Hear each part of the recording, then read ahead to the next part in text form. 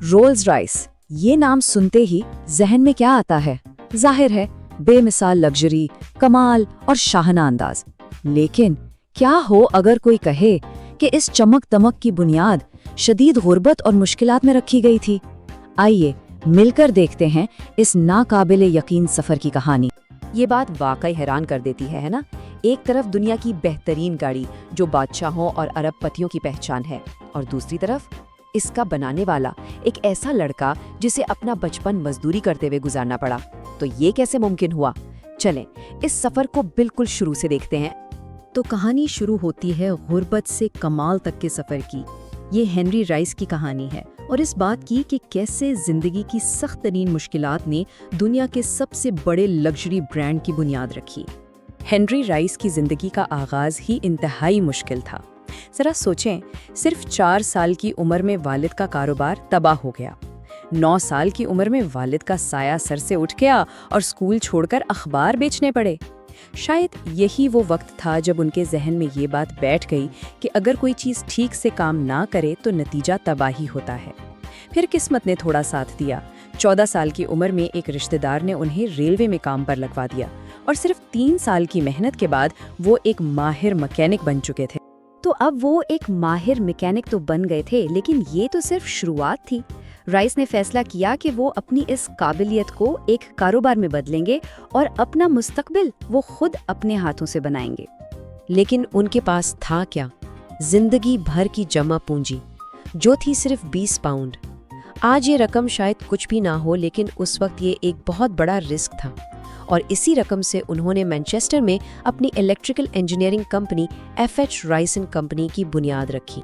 शुरू में राइस ने छोटी छोटी चीज़ें बनाना शुरू की, जैसे बल्ब होल्डर्स और डोरबेल्स। लेकिन उनकी खास बात क्या थी? खास बात थी उनका मेयार।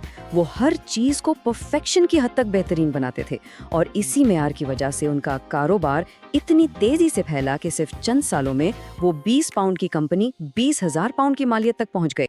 सब कुछ बेहतरीन चल रहा था, लेकिन फिर मार्केट में मुकाबला बढ़ा और राइस का कारोबार मुश्किलात का शिकार हो गया। ऊपर से उनकी सेहत भी खराब होने लगी। ऐसा लग रहा था कि शायद सब कुछ खत्म हो जाएगा। लेकिन कहते हैं ना कि हर बहरान अपने साथ एक मौका भी लाता है, और यहाँ ये मौका एक खराब कार की शक्ल में आया। डॉक्टर ने राइस को आराम का मशवरा दिया तो उन्होंने एक फ्रांसीसी कार खरीदी, डेकोविल। लेकिन ये कार आराम के बजाय एक अजाब बन गई। ये हर वक्त इतना शोर मचाती, इसके ब्रेक ठीक से काम ही नहीं करते थे और इंजन तो बस हर थोड़ी देर बाद गर्म हो जाता था। अब एक ऐसे शख्स के लिए जो हर चीज़ में परफेक्शन चाहता हो, ये नाकिस इंजीनियरिंग नाकाबिले बर्दाश्त थी। तो राइस ने उसे सिर्फ ठीक करने की कोशिश नहीं की, उन्होंने उसे खोला और एक एक पुर्जे को बेहतर बनाया। और इसी दौरान उन्हें एहसास हुआ कि वो इससे कहीं बेहतर गाड़ी तो खुद बना सकते हैं। उनका एक मशहूर कॉल था, जो कुछ भी सही तरीके से किया गया है, चाहे कितना ही मामूली क्यों ना हो, वही अजीम है। और बस इसी एक सोच ने ऑटोमोबाइल की दुनिया को हमेशा के लिए बदल कर रख दिया। और फिर उन्होंने ये कर दिखाया। 1 अप्रैल 1904 उनकी पहली 10 हॉर्स पावर की कार सड़क पर थी। उस जमाने में जब गाड़ियां हर चंद किलोमीटर के बाद खराब हो जाती थीं, राइस की कार ने 50 किलोमीटर का फासला तय किया, वो भी बगैर किसी एक मसले के। ये सिर्फ एक टेस्ट ड्राइव नहीं थी, ये एक ऐलान था कि इंजीनियरिंग का एक नया म्यार आ चुका है। अब देखें, राइस के पास एक बेहतरीन मशीन तो थी, लेकिन दुनिया को उसके बारे में बताने का हुनर नहीं था। उन्हें एक ऐसे पार्टनर की जरूरत थी जो उनके विजन को समझें और उसे बेच सकें। और तभी कहानी में एंट्री होती है चार्ल्स रोल्स की। ये दोनों बिल्कुल एक दूसरे से मुख्तलिफ थे। राइस एक खामोश तबा परफेक्शनिस्ट इंजीनियर थे और दूसरी तरफ रोल्स एक अमीर करिश्माती शख्सियत वाले और लंदन के सबसे मशहूर कार डीलर थे। यानी एक के पास बेहतरीन प्रोडक्ट थी और दूसरे के पास उसे बेचने का जादू। ये एक परफेक्ट पार्टनरशिप थी। रोल्स काफ़ी अरसे से एक ऐसी बरतानवी कार की तलाश में थे जो फ्रेंच और जर्मन गाड़ियों का मुकाबला कर सके। जब उन्होंने राइस की कार चलाई तो वो इसकी खामोशी और हमवारी पर हैरान रह गए। उन्होंने फौरन अपने पार्टनर को फ़ोन किया और कहा, मुझे दुनिया का सबसे बड़ा इंजीनियर मिल गया है। और बस इसी लम्हे रोल्स रॉयस का जन्म हुआ। इस पार्टनरशिप ने एक ऐसी कार को जन्म दिया जो आज भी तारीख की बेहतरीन गाड़ियों में से एक मानी जाती है। ایک ایسی کار جس نے رولز رائس کے نام کو ہمیشہ کے لیے امر کر دیا، دس سلور گھوسٹ۔ ویسے اس کا اصل نام تو 40-50 ہارس پاور ماڈل تھا، لیکن اس کا سلور پینٹ اور اس کی غیر معمولی خاموشی اتنی مشہور ہوئی کہ لوگوں نے اسے سلور گھوسٹ کہنا شروع کر دیا۔ کہتے ہیں کہ اس کا انجن اتنا ہموار تھا کہ آپ کو پتہ ہی نہیں چلتا تھا کہ وہ چل بھی رہا ہے یا بند ہے۔ لیکن صرف خاموشی ہی کافی نہیں تھی، رائس کو یہ ثابت کرنا تھا کہ یہ دنیا کی سب سے قابل اعتماد گاڑی بھی ہے۔ تو سلور گھوسٹ نے ایک چیلنج قبول کیا، 24,000 کلومیٹر کا سفر بغیر رکے۔ اس زمانے میں جب گاڑیاں چند 100 کلومیٹر بھی مشکل سے چل پاتی تھیں، یہ کارنامہ کسی معجزے سے کم نہیں تھا۔ اور پھر آیا وہ مشہور وسپر ٹیسٹ۔ یہ ایک بہت سادہ لیکن ذہین آئیڈیا تھا۔ انجن چل رہا ہو اور آپ اس کی بونٹ پر ایک سکہ کھڑا کر دیں۔ سلور گھوسٹ کا انجن اتنا متوازن اور ہموار تھا کہ وہ سکہ گرتا ہی نہیں تھا۔ یہ چھوٹا سا مظاہرہ رولز رائس کی بہترین انجینئرنگ کی سب سے بڑی علامت بن گیا۔